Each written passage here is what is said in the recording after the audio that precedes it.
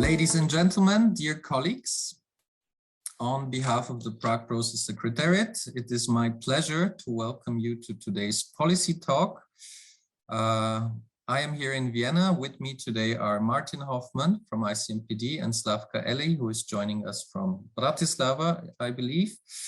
And we are glad to talk to you today about labor mobility in the EU and beyond, introducing the European Labour Authority.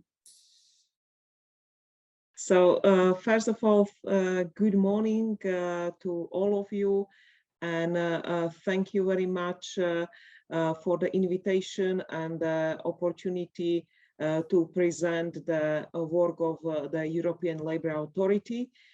So as I was introduced already, my role at the European Labour Authority is more kind of the horizontal strategic and policy coordination. So I kind of oversee a lot of things.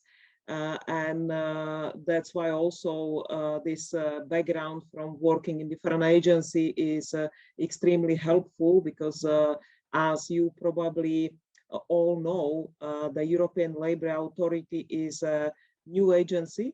We are 2 years old, effectively, which is a very new still agency, and we are in an early stage of development. So I would like to explain a little bit about the trends on labour market, but I believe that we will be talking about those later as part of the Q&A session. But then go straight into why ELA was created, also following these trends and situation on the labor market, and then what we actually do, because it's let's say many times misunderstood what actually is our mandate, what we can do and what we can not do. So I will try to explain it as clearly as possible. So let me start with some trends which are it's more generic what I will say here, but later going into the more details. So the labor market in Europe is affected by 4 so-called megatrends, and this is not just Europe, it's more or less globally that these 4 megatrends are there, and those are demographic change, globalization on one side, and that's going on for some time, of course, aging population, some shifts and movements in people, globalization, ability to move easily to another country. And then 2 more, let's say, more recent trends or more recently enhanced trends are the digitalization, automation, and the transition to climate neutral economy. So these mega trends also then have impacts on labor market and also on labor mobility, and we can see all 4 of them more and more present in what's actually happening on the labor market. So on the other side, during the last decade in the European labor market, we see the important trends on having more work flexible. So important changes in flexibilization of work.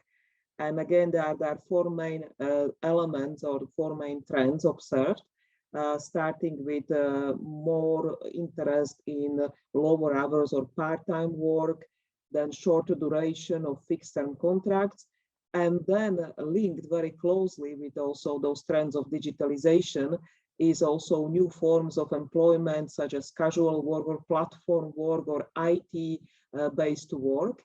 And as part of the COVID, a very clear trend of teleworking, which was already there, but it was strongly enhanced by the COVID-19 pandemic. And now it's kind of becoming a new normal or a standard way of working. So all of these trends have impact on labor mobility, and that leads me into explaining who is ELA working for, why were we created. So in the European Union context, a free movement of people is one of the 4 fundamental freedoms of the European Union. So there is this was there from the start, and there is clear an old directive about having ability to move and having the same rights in another country for EU citizens. So in practice, we have, and these numbers are never exact because they have been also impacted by Brexit a lot and then by pandemic, but roughly we have over 17 million of EU citizens which live and work in a different country where they were born. Then we have around 1.4 million of EU citizens which daily commute, and the Bratislava region is exactly then a very good example where people commute between 3 neighboring countries on daily basis. And then we have approximately 2.8 million of EU workers which are posted by their companies to work on temporary basis to a different EU country. So this is the main scope of citizens and workers the ELA serves and the ELA works for, and of course companies which employ them. So ELA was established to contribute to fair and effective labor mobility across the EU. So we recognize that the mobility is good, mobility is helpful, it's helping on one side economy to grow and fill the gaps on jobs where the jobs are available. And it's also good for citizens who can, if they wish so, move easily to another country for, motivation is might be different, might be professional development, might be better conditions to live and study in different country. So we want to ensure our mandate and our work that this labor mobility is fair and that it's effective. So these two words are the key to our mandate. So what ELA does, or what are our objectives? These objectives are linked to the issues which have been identified on labor mobility, on labor market. So we do not cover national policies in each member state country about their labor laws and labor markets. That's still a national issue. We are here to ensure that cross-border situation, this approximately over 20 million of workers who benefit from the free movement of workers, that this mobility is fair and effective and legal. So the first problem is information. So these rules, which are valid, are always not easily understood or easily accessible. So first important objective of ELA to help with access to information about labor mobility and all what it involves. And this is for citizens, employers, and for social partners. The second aspect is cooperation between national authorities in enforcement of cross-border rights and obligations, including inspections. So this right also brings obligation for national authorities, and our role is to help that this cooperation is working efficiently and for the benefit of both sides and for the workers and companies. We also have a mandate to mediate disputes in case of some disagreements happen between member states. And we also support member states in tackling undeclared work. So these are the main 4 objectives, and I will explain more when going into the details of our activities. So these objectives are more on the types of activities we do, but we do these activities in the framework of a legal setting for labor mobility. So we do not touch aspects which go beyond labor mobility issues, but more specifically, our responsibility or our legal framework covers the main directive is the free movement of workers, which is a general framework for rights, obligations for EU citizens when they move to another country. But then there are particular regulation pieces as coordination of social security systems, where we have particular role, then tackling undeclared work, directive related to posting of workers, and social aspects of international road transport, where we have, again, a very specific mandate. So within this legal framework, we are trying to work on those main elements, as I mentioned, and these elements are structured around three main pillars of our activities. This is information, cooperation, and enforcement.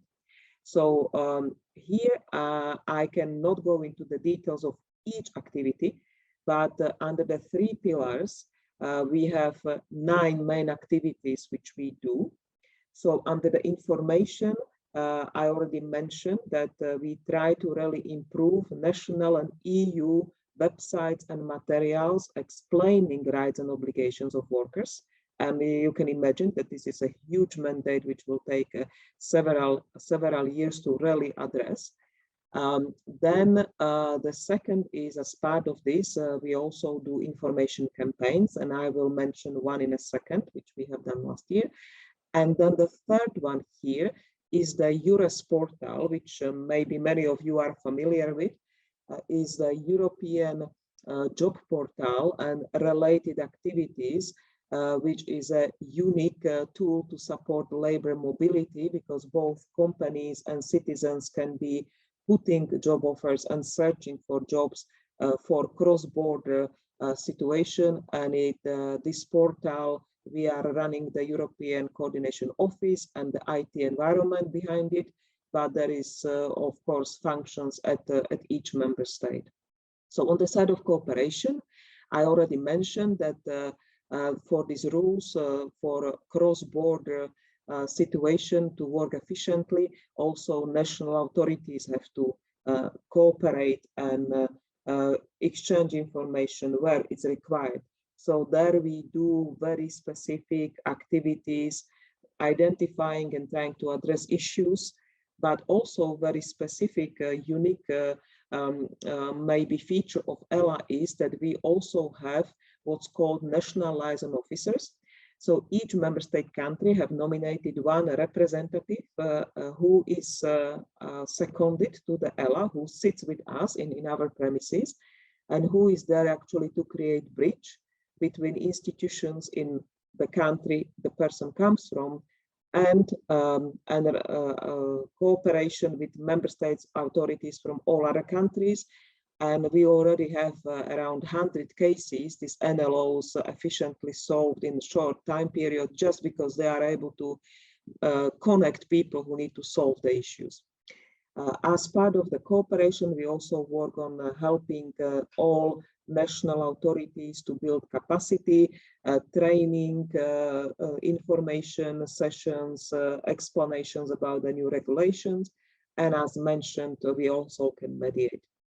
The third pillar is also one which is maybe very closely watched by the stakeholders and high expectations on us.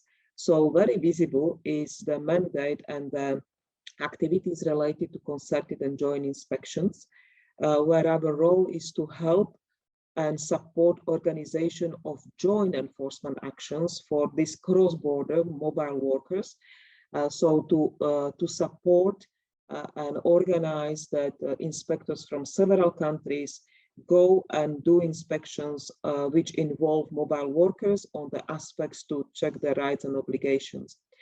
And then the last two activities are related to tackling undeclared work, where we do coordination and exchange of practices, because there is no European framework for tackling undeclared work, but we help with voluntarily exchange of practices and information on what different countries do.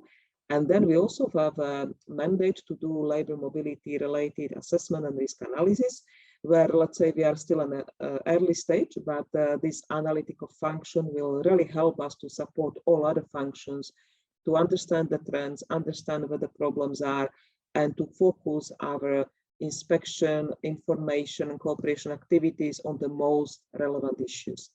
What is very important to say that all of these activities, we are called authority, but actually our authority is very limited, because most of these issues where involvement of member state authorities is needed is more or less on voluntary basis. So our important implied mandate here is to convince all member states that our work is adding value to what they do at national level.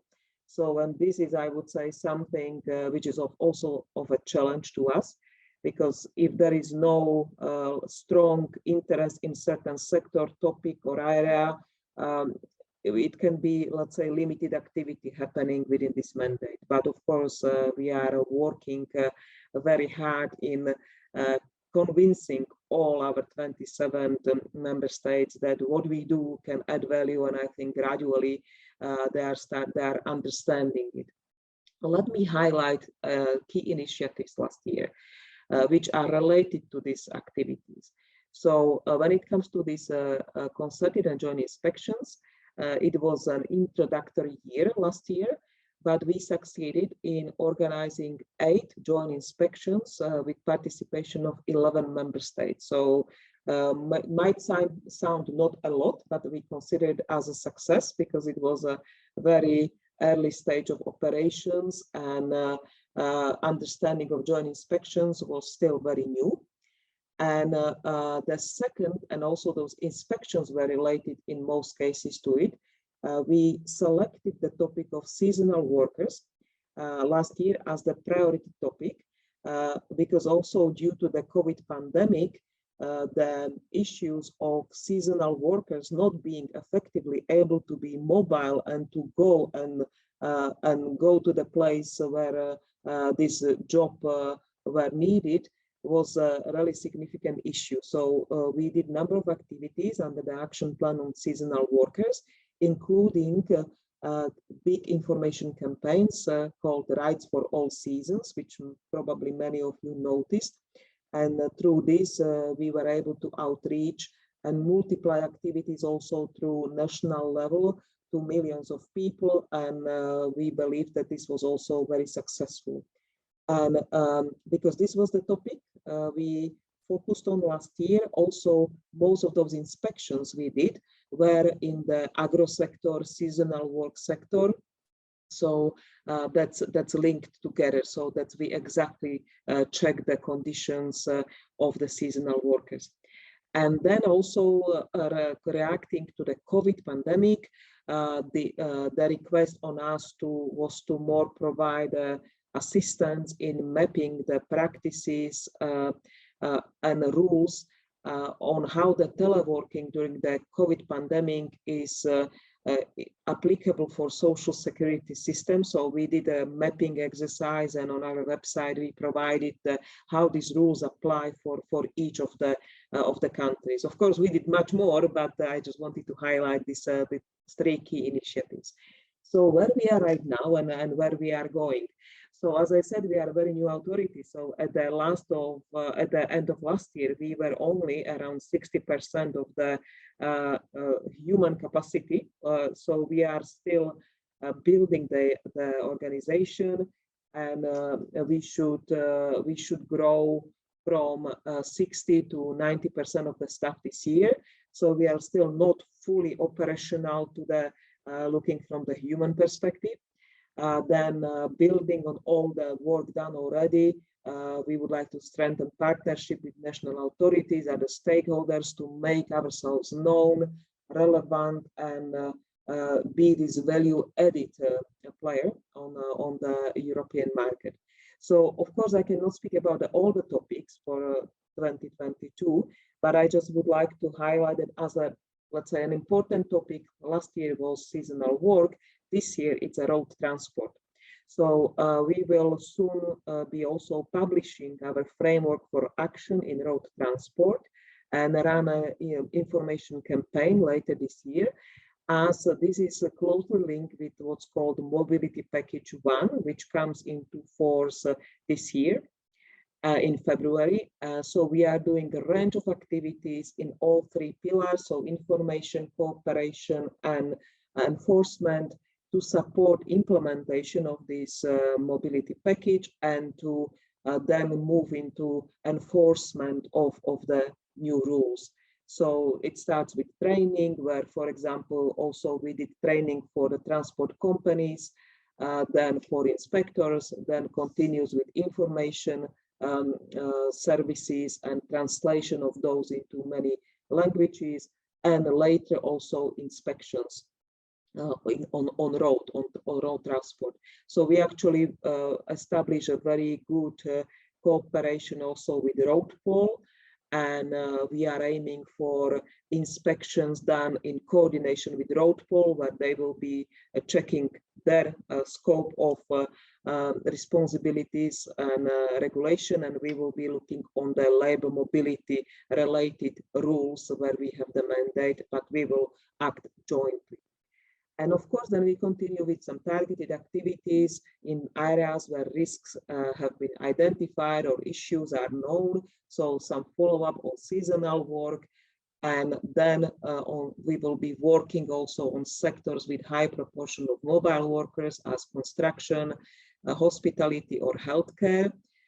And then also looking on information and inspections related to the posting of workers problem.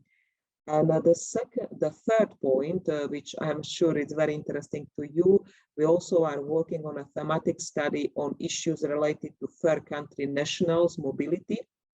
And and I can speak more about it later as part of the discussion, but that should also help to make sure that third country nationals working in the EU, if they are mobile workers, that this is done in a legal way. So that's our angle where we are trying to help that their rights and are respected. So these are priorities for 2022, and I will stop here with my presentation because I'm sure that I will have an opportunity to even say more about what Ella does, but probably this was just enough for the introduction. Thank you. Well, thank you. Thank you, Slavka. You've touched on a lot of issues that also ICMPD and the Prague process is working on. And I would now invite Martin to please react to your presentation. I think Ms. Ellie touched on some current labor market trends, megatrends, but also COVID implications, the state policies and needs, and of course, Ella's mandate. So Martin, please, could you provide some initial feedback to what we just heard? Thank you very much, Alexander and Slavka, for the excellent and I think very enriching presentation. Personal remark, it's always good to come back to the Prague process. I've been a member of the very initial phase of developing this dialogue, and it's good to see how much it flourishes and how much it grows, and everything is much more professional than when we did things. The topic is not only close to my personal heart when it comes to migration, but I think it's not debated enough. Labor is really at the core of migration and migration policy and migration analysis. First of all, many people, or most people, migrate because of labor purposes, and all those who have to migrate, who are pushed to migrate, who are displaced and are refugees, also have to enter the labor market, hopefully sooner or later in their host countries. So it's always timely to discuss these issues. My starting point today will be the demographic issue, also because it's closely linked to a theme. It's hotly debated. It's more and more debated also last year with regard to labor shortages. Europe, the European Union, Western Europe, Central Europe, Eastern Europe, Southeastern Europe, they all have entered into a period of demographic aging. This is a trend that is there. It's significant. It's more or less irreversible. And it has consequences for the economy, for labor markets, social security, health system, and also public finances. And one main indicator to look at is always the question, how many people, or what is the share among a total population of people in working age between 15 and 64 years. And I just want to share this indicator with you for the EU. Until 2050, it is expected that the share of the EU population of working age will shrink by 37 million in total.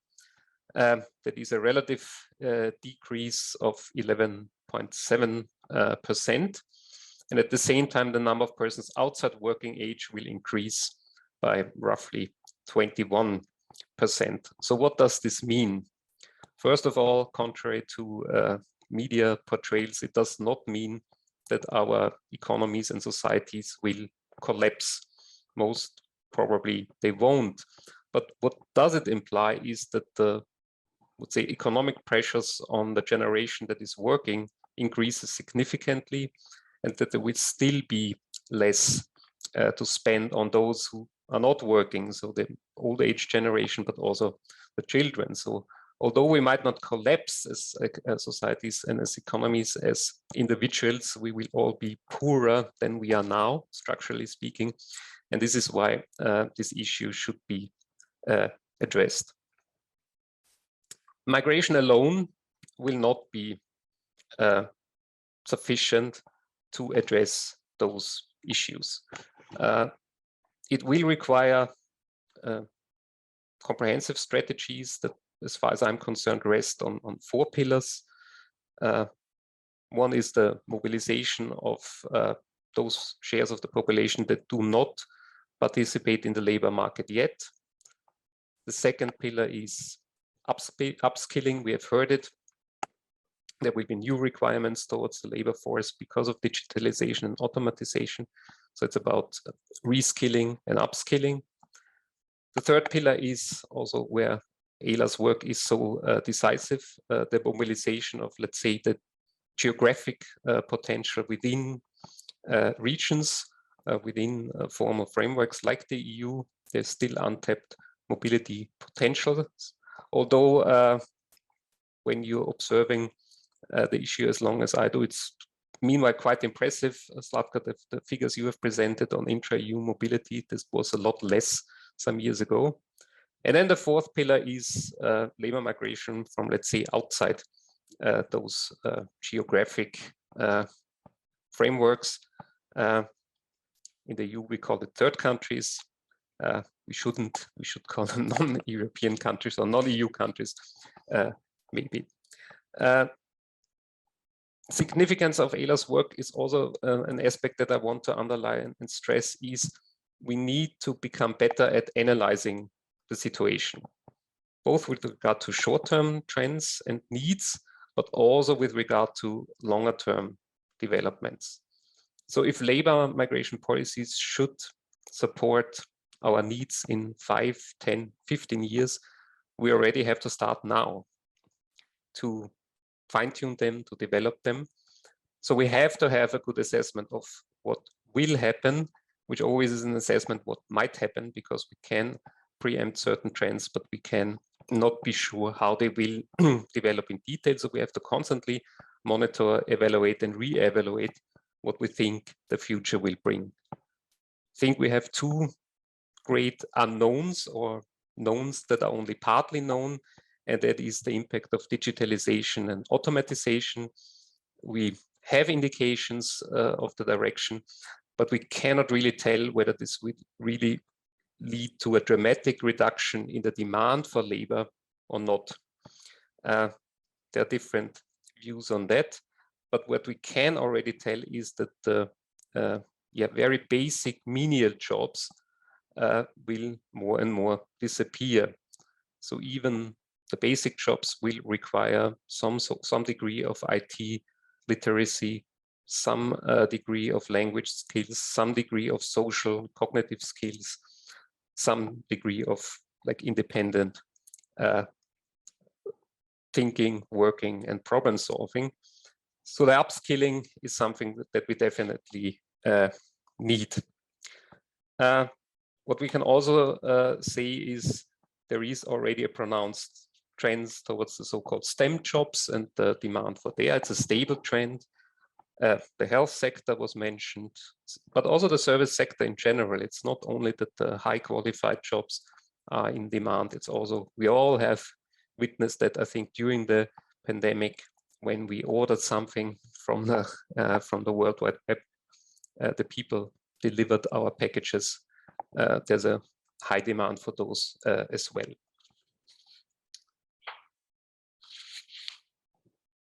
It is also safe to say that despite of COVID, that Europe has entered an age of labor shortages already. And here we have the next problem, that when we discuss it politically, the main indicator that is always used is the unemployment rate. And then the question comes up, how can you say we need more qualified work, we might need labor migration when we have high levels of unemployment?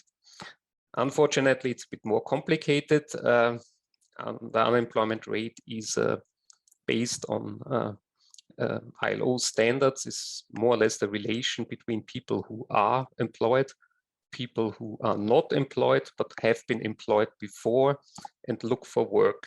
So that's the unemployment rate. And since we have more and more people employed, which nobody ever talks about, so the levels of employment have significantly increased over the last 10, 15, 20 years. But we have more dynamic labor markets, so people slide in and out of employment. This automatically increases the unemployment rate and leads to this political discussion. So how can you speak about more labor market demand when we have unemployed at the same time? Well, we have a mismatch between needed qualifications and other profiles of those who are not in employment and those who are. We have another indicator that is more suited to assess the situation, and that's the so-called job vacancy rate, also a bit complicated how this is computed. But it basically says we monitor, Eurostat does that, we monitor the number of open vacancies and whether they can be filled or not. And this indicator is constantly increasing. It stood 2019, the year before the COVID pandemic, it stood at 2.3%. That was the highest value since 2006. It has dropped a bit during the pandemic to below 2%, but it will bounce back to pre-pandemic levels. So now you ask yourself, maybe 2.3%, is this a lot? Can also give you only a few indicators from studies related to the fact that companies cannot fill their vacancies anymore to the same extent as before. In Eastern Europe, surveys said that up to 40% in the construction sector, companies reported a loss in production because of the fact that they cannot find the workers they need. The EU-wide annual productivity loss is estimated at more than 2% because of skills and job shortages. Germany reports a loss in output of about 1% per year, just because companies cannot find the workers they need anymore. That's quite a lot. The occupations and sectors mentioned before, but there we have, I think, a pretty good picture of recent trends in the past and also the trends we will see in the future. It's the nursing professionals, plumbers, heavy truck and lorry drivers, so on and so forth. IT has mentioned before. So sector-wise, we have, yes, the highly qualified IT, information and communication sector, human health and social work activities, accommodation, food service, so also hotellery, tourism, and scientific and technical activities. And that's pretty stable trends in those areas. And those areas are vital for our economies in Europe. And the gaps that have widened there really start to hurt our economic development. Impacts of COVID-19, Alex, that was one of your questions. There is a global estimate that this has led to a loss of nearly 120 million jobs between 2019 and 2020. Meanwhile, there was also globally a rebound.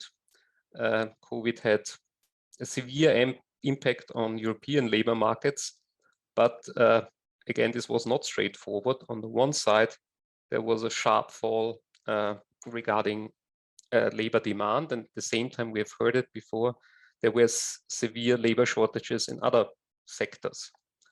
Meanwhile, the unemployment rate, this indicator that I have introduced before, we see a clear improvement. We had the highest EU-wide unemployment rate in the summer of 2020, and meanwhile it has gone down by almost 2 percentage points, which is a lot again. Also, I would say a soft indicator, our labor markets are tight, also in times when there is still economic impacts like the one of the COVID crisis. Shortages that were observed, again, the same healthcare, long-term care sector, and so on and so forth. During the crisis and also now after the crisis. So my conclusions, all data that we have confirmed that indeed we live in an age of seismic change because of demographic aging across Europe.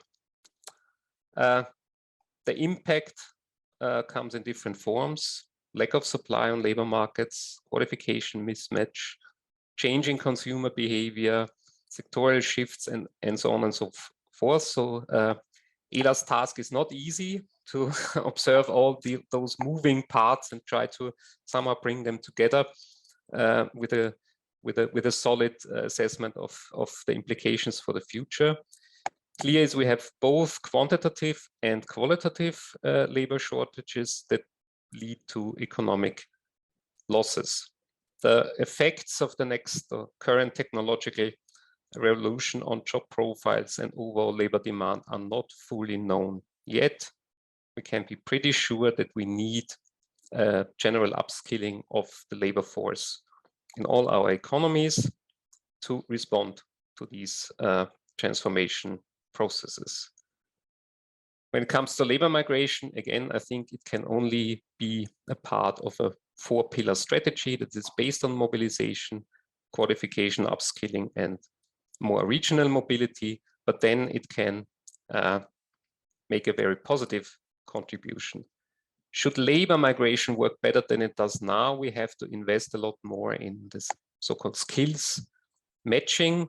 We have to ensure that labor migrants have the required formal and practical skills and qualifications. So we need to invest in skills partnerships, or the EU model of talent partnerships. They all have the same purpose, that we more or less fully align our vocational, educational, and training standards so that we create a labor force that can really work wherever their work is needed. That's a vision, that's complex, but it can be done. And I hope that also this discussion contributes to taking a few steps further. Thank you. Thank you, Martin. A lot of important issues and challenges raised, and I would probably just invite Slavka to react to this and maybe elaborate a bit on the current imbalances, sector-specific challenges, and recurring problems, perhaps, that we can observe. Slavka, please. Yes, thank you very much, Martin. You said so many things which I also wanted to mention, but I will simplify it because I very much agree with your observations about the trends, about the issues, and also, you know, some kind of a policy context related to that. Yeah, it's we can see that these megatrends, you know, some impacts of them are actually already here. Of course, that can be some anecdotal evidence here and there, but I think that it's already happening, especially also enhanced by COVID, maybe more than we thought and faster than we think that this is going to happen. And of course, as just an anecdotal evidence, I can start from saying that that here in Bratislava, where the ELA is based, actually there is a situation at the moment where on regular basis they have to cancel approximately 70 trains because they do not have drivers. And it's really here that, you know, that some, you know, related issues to qualification and training and COVID and salaries and conditions. And really the situation is here, as well as shortages in healthcare, of course, aggravated by COVID. So in many regions, the situation is already there. And also those trends, going back to my, let's say, previous position, even if this is not exactly the topic, but I was actually working since 2018 on aspects of digitalization and transition to a green economy in financial sector. And there also, the trends are already there. This is happening. So starting from the banking sector, where thousands and thousands of branches were closed, those people are not needed anymore, or the transition to green economy also brings completely different shifts, and other digitalization tools, completely different shifts on labor market and different needs. So let me go more into now what Ella sort of already knows, and I will refer to a recent report which we published on labor shortages and labor surpluses. Even if this is only a snapshot of a situation, but it also confirms certain trends. So this study and analysis was covering 30 countries, including Norway and Switzerland, in addition to the EU countries.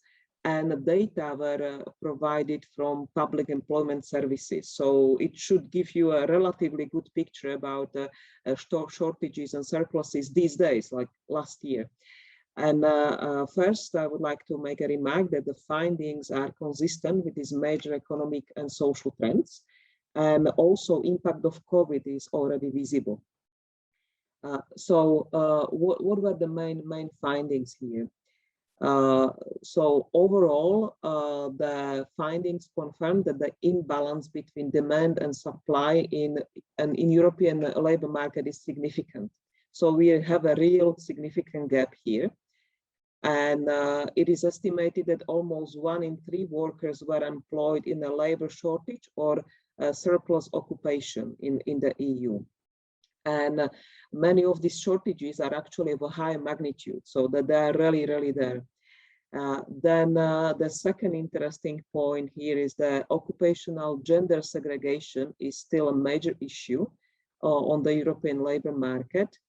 And this is very notable in healthcare related occupation, and female workers continue to be significantly disadvantaged on the labor market because of this segregation.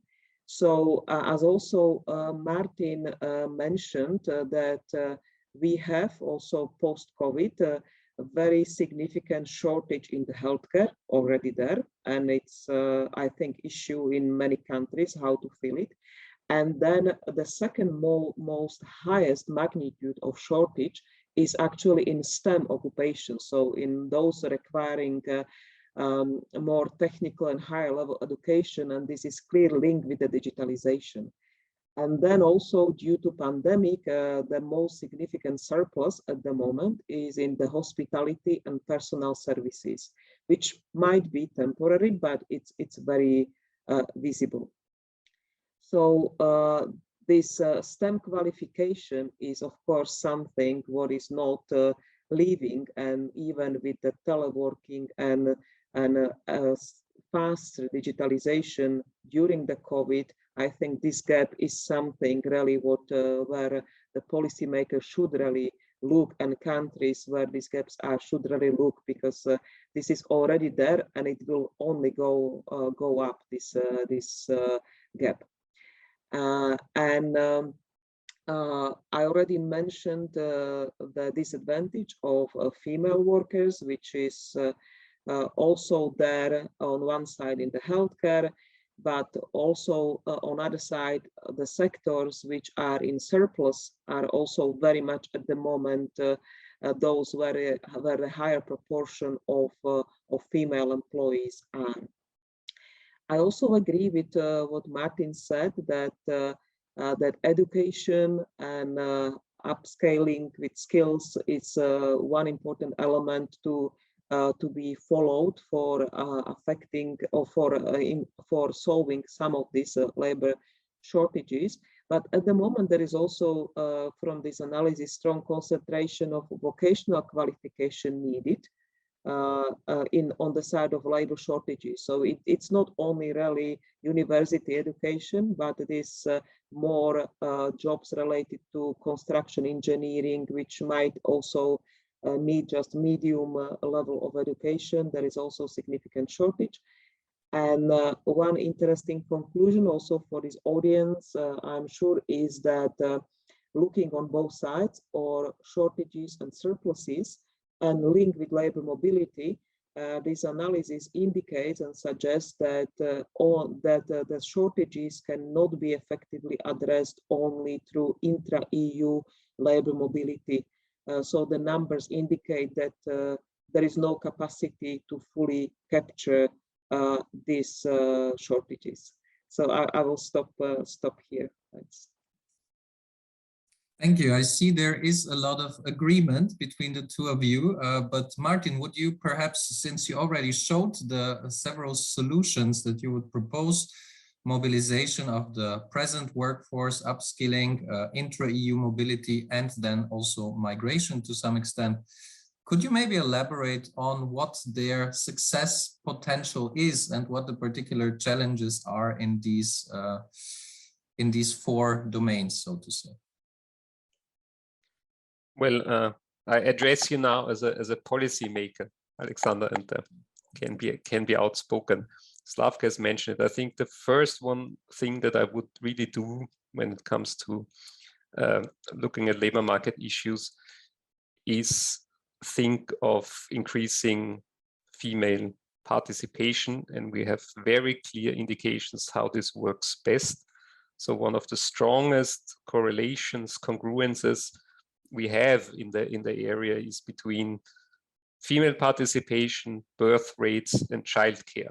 So in those countries where you have high female participation, you have high birth rates, and you have very good facilities for daycare for children of working women. A recent report showed us that as soon as, of course, it's difficult to generalize, but across countries, as soon as female participant in the labor market has 2 children, she tends to drop out at least for years just because childcare. So this would be my first suggestion. Then, and it has been mentioned before, my second point would be we cannot compromise when we move over to labor migration. We cannot really compromise on the education and vocational training standards. It doesn't make sense to open labor markets to people who do not have the qualifications. So this has to dictate all our policies. I think, and again, I will stress this again and again, one of the priorities of the European Union, the talent partnership concept, goes exactly in this direction. We simply have to have skills and training partnerships that enable the attendees and the graduates from these institutions to take up work on the basis of good qualifications all across our countries. And this will be decisive also for, let's say, cross-regional cooperation on that. Slavka again will confirm that probably it's hard enough within the EU with diverging standards to really make sure that that this works, although everybody is entitled on the right side to take up work more or less wherever they want. But still, there are protective measures in those areas. So I give you 2 examples from my home country, Austria, a highly formalized labor market. And I don't know, it definitely exists in Germany as well. I don't know about other countries. We have a profession or occupation that is called Diplom-Krankenpfleger or Diplom-Krankenschwester. This basically means a nurse with a diploma. So we have nurses and we have nurses with diplomas. And in order to be a nurse with a diploma, you have to have certificates for, I think, more than 3,000 hours of theoretical and practical training. So you have to have the training and you have the certificates for that. And if you have 2 certificates less, you cannot take up occupation. So, and that is maybe an extreme example, but it refers to many job profiles, to many occupations in Europe. So very demanding, but on the other side, Austria, small country, trains, I think, every year between 10 and 15,000 apprentices in neighboring countries, 7 to 10 neighboring countries, Eastern Europe, Southeastern Europe, based on the Austrian standards. So the young people who complete their educations there can take up work in Austria the very next day. They have exactly the same diplomas and certificates. And I think this is the direction we have to go. ICMPD tries that. I know that Germany is maybe one of the front runners in Europe, has many initiatives in this respect. I mean, ICMPD, we have those in Nigeria, for instance, but in many other countries where we try to gradually build up the knowledge. This is complex, this is difficult, but it can be done. And this would be my second main suggestion. And the third one would be a political one. You will not have acceptance for labor migration when the citizens of the countries, but not just the citizens, but also the long-term resident migrants feel left out of a strategy that responds to all the changes and all the transformations we have heard. So only if the strategy works for those who are already in the country, there will be political acceptance for the probably needed higher levels of labor immigration as well. So this would be the third main message to you, Alex, as a policymaker. Thank you, Martin. I'm glad that we have already covered so much ground, and thanks a lot for this. But now I would like to actually ask Slavka about the situation of particular mobile groups. You have referred to health workers, seasonal workers, but also teleworkers. And of course, in the Prague process, we do focus on the mobility and migration aspects. So could you maybe expand on the situation of those particular groups? Yeah, sure. So of course, I will build this on the experience of our work. So the mobility in intra-EU mobility, the vast majority of people who are covered by this definition of what is in 5-6 sectors. So, and that those will also tell you what type of issues we are talking about.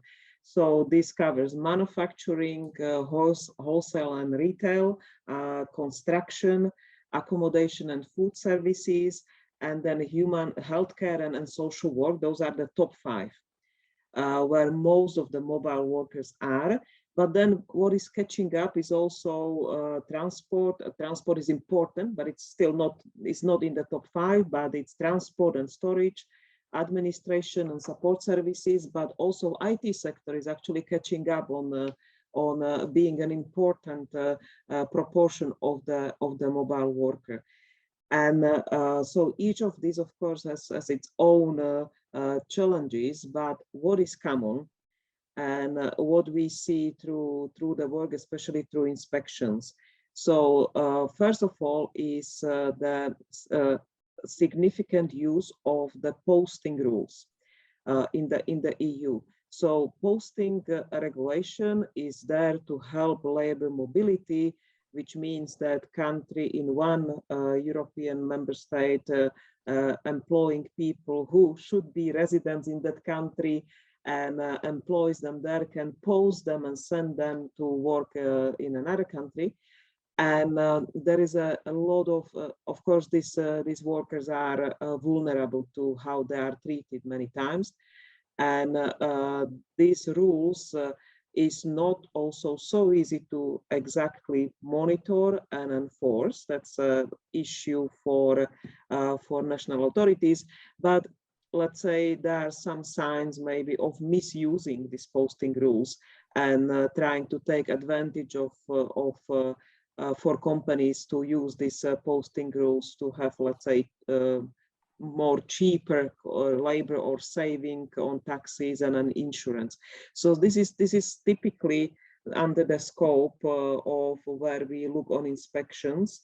But then the second area where the mobile workers are the highly exposed group is underclad work, and even higher proportion of underclad work workers is from non-EU. So I'm not going to use the third countries then because it might be confusing. So non-EU workers, and let's say one of the examples of a scheme which we can see is that a company in a European country, I don't want to name any, just to not to name and blame anybody specifically, but let's say country A, which is the EU country, will employ nationals of non-EU country, which where the kind of the link with the country or residence is a little bit questionable, let's say, if it's really done properly, and immediately post these people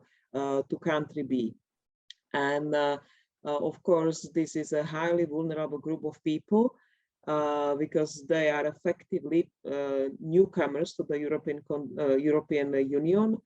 And many times they do not really get the rights and conditions they should get. That's one example. Then when it comes to agro sector and the seasonal work, what also our experience from last year shows us that these seasonal workers are, again, many times they are typically posted. So it's the same situation with posting. But in addition to that, health and safety rules are the issue there that needs to be really closely checked, that it's not always respected, in addition to conditions for living, which they would, and there were some cases which were in media on this, that when it comes to conditions for accommodations, but then also the basic stuff like really the respecting the rights of the minimum salary in the country where they are working. So that would be, so rules related to salaries, working conditions, health and safety, accommodation standards. And then the same groups in these sectors are many times also the group of underclad workers with even higher proportion of non-European workers.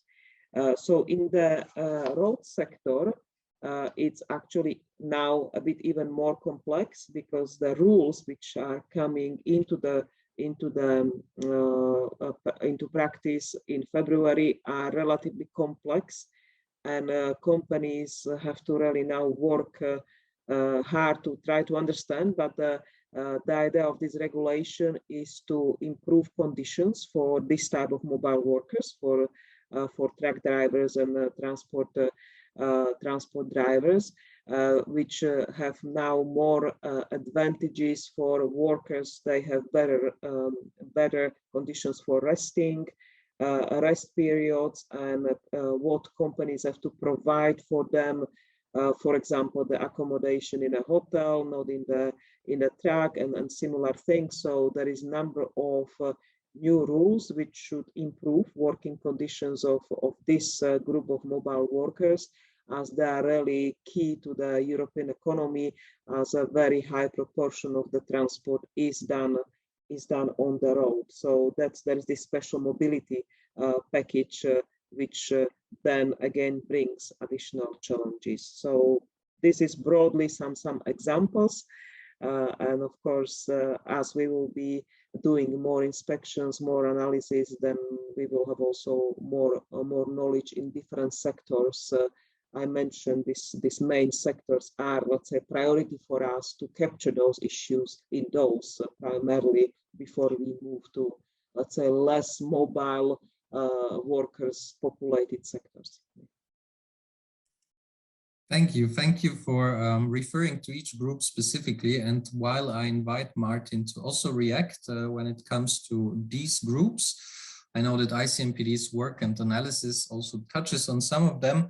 I would also like to throw in perhaps the issue of social portability and ask Martin to maybe assess what the challenges here are and what possible solutions could be. Of course, Ella's mandate also covers this issue. Well, I think we have a principal issue where we have to be very careful as societies, and this is again very much linked to the debate we have on migration, that we do not allow that whole sectors of the economy slip into gray areas or informal types of work, and we should have been more careful already before when it comes to long care sector, for instance. It was clear 20 years ago that demography would lead to a demand, and maybe we have not reacted fast enough when it comes to develop the political and legislative frameworks to really steer this properly. So what was mentioned before, I think, is a general trend. We constantly have to make sure that jobs that should be regular and well paid and rights-based jobs do not slip into forms of exploitation and wage dumping and so on and so forth. So here's also, I think, Ella's work extremely important, because in the end, as economies and societies, we do not benefit. And of course, those affected also do not benefit from exploitation. The portability issue that you have mentioned is highly complex, and I will never dare to call me an expert on this issue because it is so complex and there's only a few people who really know. Portability means you would go to another country, work there, and of course you, in most cases, you would contribute to the health system, their social security system, pension system, whatever. And then when you move on, you would take those acquired rights with you. And this system works fairly well within the EU, for instance, or also within Europe. And then it's not that well elaborated or developed when it comes to relations with other world regions or in other world regions. And the reason for that, if I remember correctly, is pretty simple.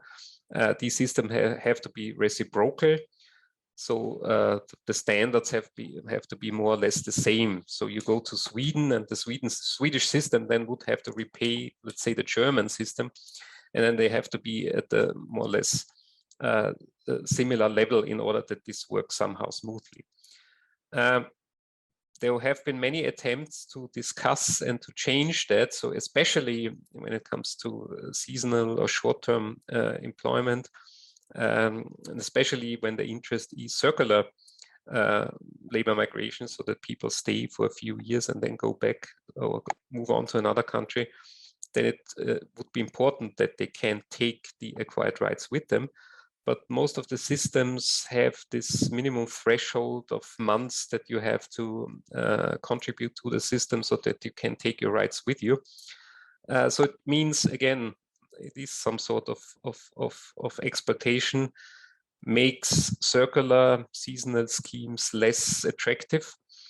But I think that many countries have meanwhile developed smaller responses to that.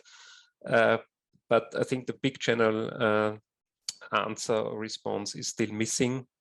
And yes, there should be more portability of those social rights. It would make not just the management of migration policy much easier, but of course, it's a question of the rights of those who migrate. Thank you, Martin. And while I would also invite Slavka to react on the issue of social portability, may I also add another question, namely from the perspective of the Prague process. Of course, third country nationals are very important. We have a lot of partner countries that are here with us today. And I would like to maybe ask you in how far or which aspects of third country, or as we said, non-EU migrants, Ella's work is actually touching on.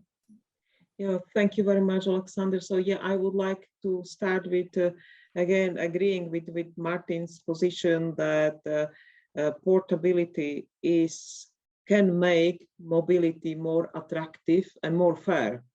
And as I said, that from the perspective of ELA, we are looking on mobility being fair and efficient. Fair, that people should really have conditions and treatment depending on country where they work, and effective in the meaning that if there are real labor shortages, then conditions for mobility could help to address these shortages, and portability, and being sure that you know that your social security and later conditions of retirement will really that will not be an obstacle, but it's clear how they work together. I think that could be a contributor to the efficiency.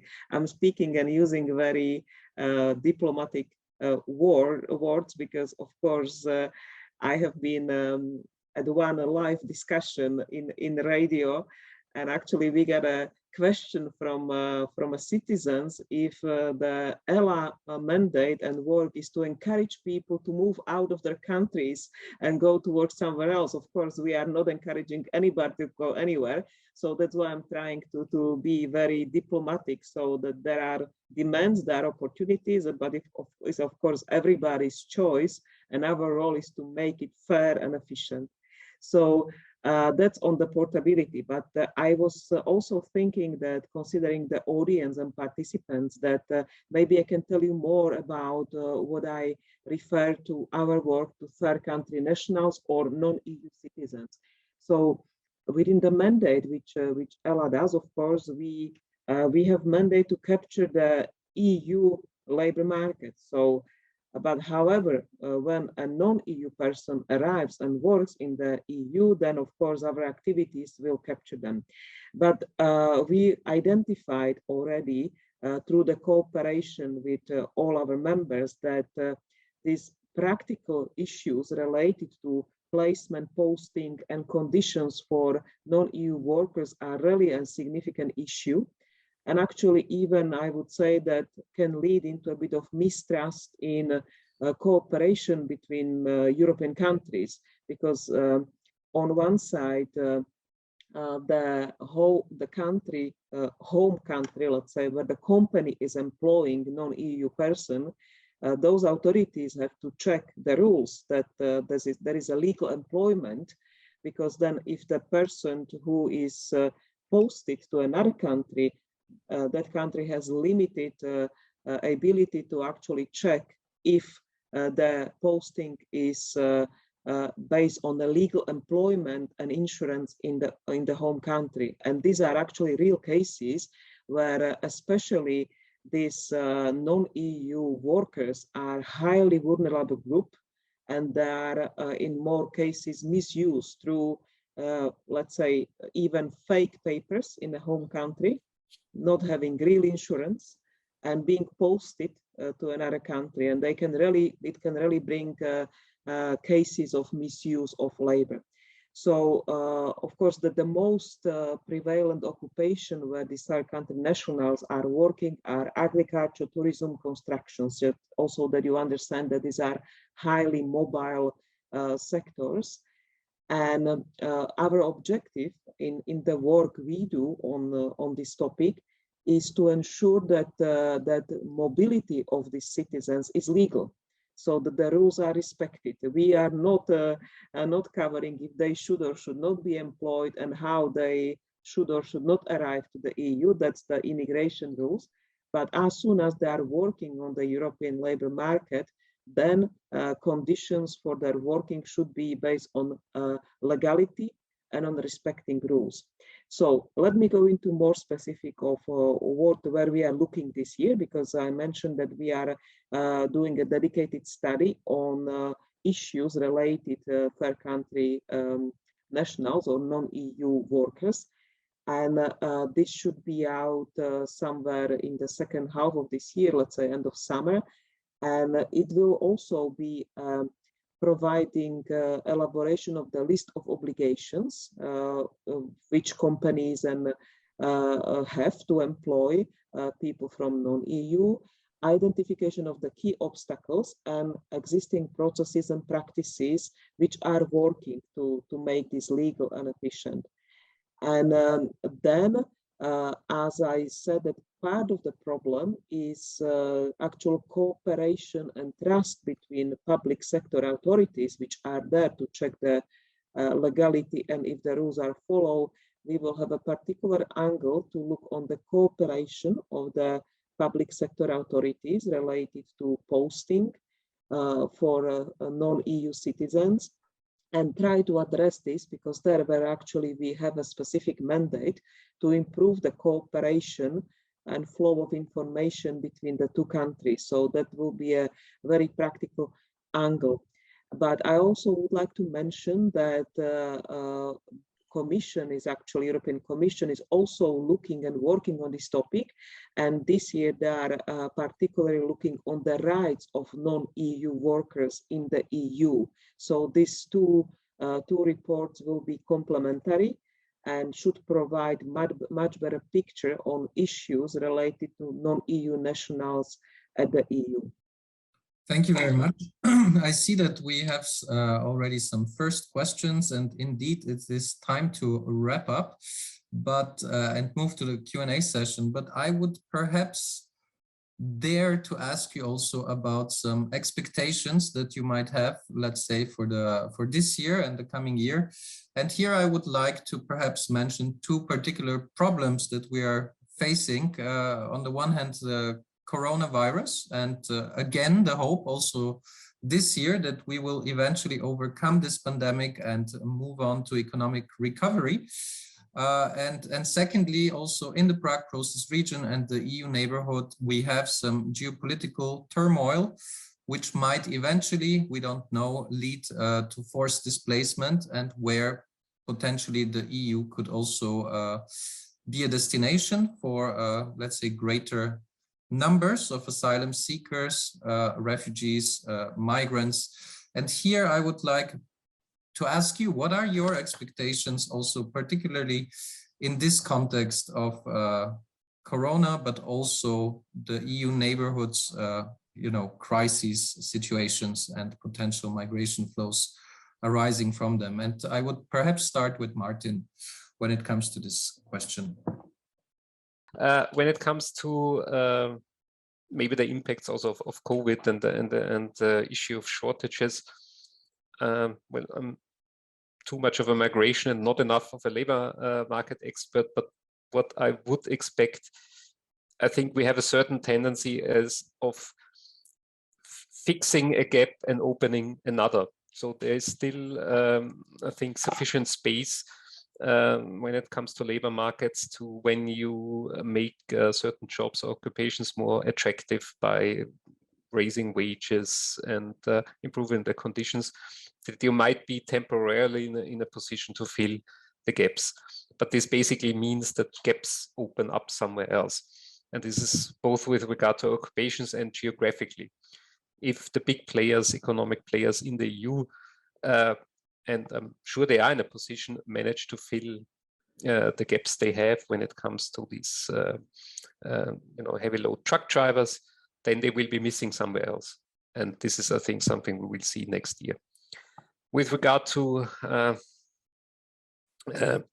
possible displacement situation, well, I can only refer to a general experience everybody has made when it comes to labor market participation of refugees or asylum seekers, recognized refugees as soon as they are legally entitled to participate, that it normally takes minimum of 2 years between arrival and that you first see in the statistics that they start to very slowly enter the labor market. So there wouldn't be any labor market effects this year, most probably also not next year from a whatever the displacement situation might be that affects Europe this year.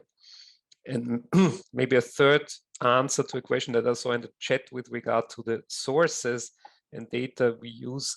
Maybe Slavka has better access, but basically it's quite difficult in the area of, let's say, labor or labor migration to really access more general data? The answer is quite simple. It is so complex and so complicated that we have excellent national systems meanwhile, but just one example, I think Austria monitors every year more than 100 occupations and how they develop with regard to vacancies, gender, sex issues, age, and so on and so forth. So it's not easy to have those general databases or information sources ready, but we all suffer a bit from that. But the good thing is we have excellent reports and comparative analysis out there, and those, I think, are enough to understand what's going on. Thank you. Slavko, how would you react to my invitation to also share some future expectations?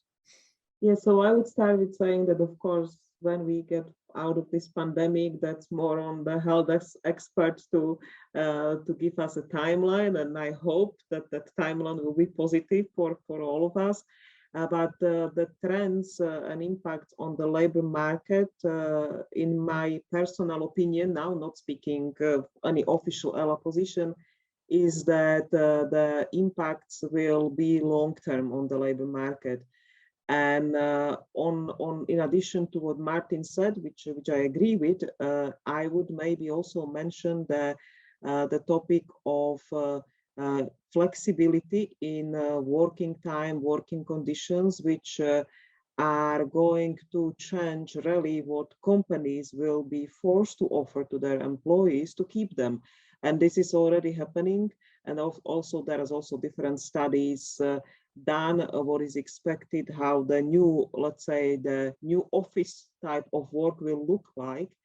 And this sector can really bring significant changes to whole also real estate sector, because maybe we will need generally less office space with less flexible conditions. So now these expectations also on, let's say, more skilled workers on what companies have to offer and flexibility they are expected to offer, it's really, this pressure is very high.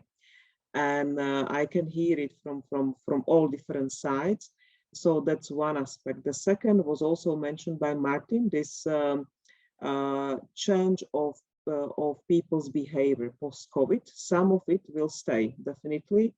Let's say increased proportion of online shopping, deliveries. You know, I think people who were maybe not trusting or ordering online during the COVID, that was the only option, and they understood that that it works. So I think that we can expect that a big proportion of those will stay with online shopping, which then of course means delivery services, drivers, and we already have these gaps identified that post-COVID there was shift from truck drivers to local delivery services, and they are not coming back.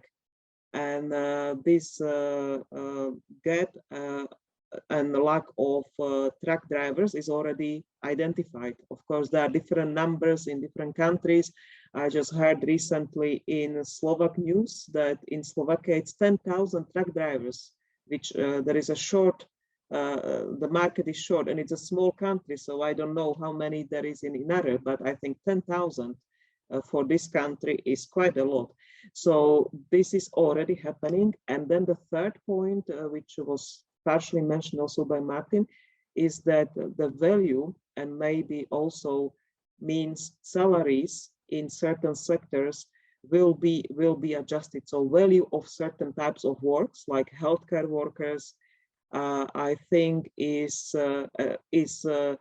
going to the direction that these jobs will be more valued maybe, and there's also necessity to look on their salaries and conditions to keep them, because COVID again showed us a very strong pressure on this type of jobs, but at the same time they are crucial for all of us to society. And then at the last small kind of more question mark is that due to the COVID, a lot of people left the hospitality sector, of course, because of the loss of the job. And question is how many of them will be willing to come back, experiencing that uncertainty of the sector, which was for years really kind of stable and growing sector. And this is also linked with, again, change in people's behavior on traveling. And there are also, it would expect that after this COVID experience, we will probably, at least on temporary basis, still have, let's say, less need in this sector, because the traveling to the extent which was before the crisis, I think people are generally more careful. And this is also enhanced by the transition to the green economy, where the idea behind the transition to the green economy actually is to be more responsible, which can also lead into, let's say, different patterns in traveling and what people actually consider as socially responsible. So this is a bit overreaching, but I think in combination, this sector of hospitality will also probably reshape quite a lot. Thank you. Thank you both for also daring to provide some forecasts or expectations. I see some first questions in the chat, and we actually only have a few more minutes left to address them. Maybe Slavka, you could react also to the sources that were asked for. But there's also a question which I find generally interesting on behalf of non-EU country, namely whether the European Labour Authority is in a position to also sign agreements with the state authorities of partner countries. When it comes, it could also be a memoranda of understanding when it comes to the protection and rights of labor migrants and the exchange of information in the field of labor migration. Well, maybe, as I already assume what the answer will be, I would then also invite Martin to react to this question. And there was also the particular interest in this European Commission focus on third country nationals situation in the EU, whether this will also cover, for example, citizens from Uzbekistan, or what the geographic coverage in terms of origin countries would be. So Slavka, I think most questions were to you, but I would then also invite Martin to react. Yeah, so I will start from the end.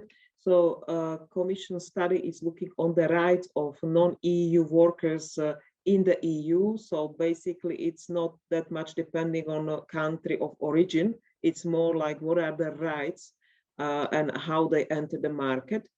But I don't want to speak for the Commission, but I think that's sort of the angle to analyze the rights. Then on data sources, that was one point which Martin mentioned. There is generally, let's say, not a very elaborated, comprehensive database readily available. And we work, of course, with different sources, but still to do a really comprehensive in-house analysis of the labor market, there is nothing ready that this person who is asking the question that I could recommend to use. So of course, there are some data from Eurostat, there are some data collected through public employment services, through national inspectorates, and we try to work with each of these. And then also Commission, they have their regular report on labor mobility, which provides the high level statistics and covering the EU. But I also identify this as an issue, that the data on labor mobility are not there. So on the option to sign agreement with an authority outside of the EU, we have such option in the ELA regulation that we can establish cooperation with organizations from non-EU. But I would say that first, as we are a very new organization, this is at the moment not something of a very high priority, because we are actually working intensively on establishing cooperation with European bodies and European organizations and other sister agencies like Eurofound, EU OSHA, CEDEFOP, and that's at the moment priority. But in principle, we can, and of course, we would consider doing it if there is a kind of really interest and overlap in mandate on activities we do, but come to us with this type of suggestion in few years. I would say that at the moment this is really not. And I think that was this all, or did I forget anything? Yeah. No, that was fine. But when it comes to memoranda of understanding and bilateral labor agreements, perhaps Martin would also like to. Yeah, I think bilateral is already the important term. I want to be careful now because it's a complex issue. But basically, of course, there is meanwhile a lot of EU framework legislation, you might want to call it, and I'm very happy that we see now also the European institutions in this area growing and having a stronger mandate. But ultimately, the principle is that the decision of an admission of a labor migrant or legal migrant is the prerogative of respective member states. So a labor agreement can be concluded, of course, between a group of states, but thus far not between the European Union and non-European countries. So this and we stay like that, and this makes it, of course, complex, an even more complex setting. There is also a certain trend in that direction. I think Portugal has very recently negotiated and concluded bilateral labor agreements. And here I refer rather to you, Alex. I think that the Prague process would be an ideal for dialogue on these issues, non-formal, non-binding, where states could discuss among each other how to prepare maybe a better general framework for those bilateral agreements that will also be the future as far as I see it. I invite maybe Slavka and Martin for some very final farewell words, and this is it from me.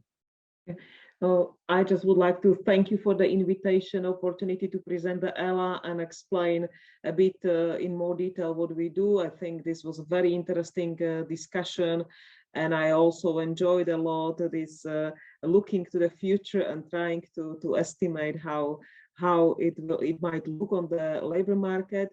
And speaking for ELA, we are very much open to cooperation with all interested stakeholders. That's one of the kind of key priorities and importance to us, including activities like Prague process and gradually also extending our cooperation maybe beyond the EU. But as I said, that's to come later. So thanks a lot for invitation, and I enjoy this a lot. Thanks.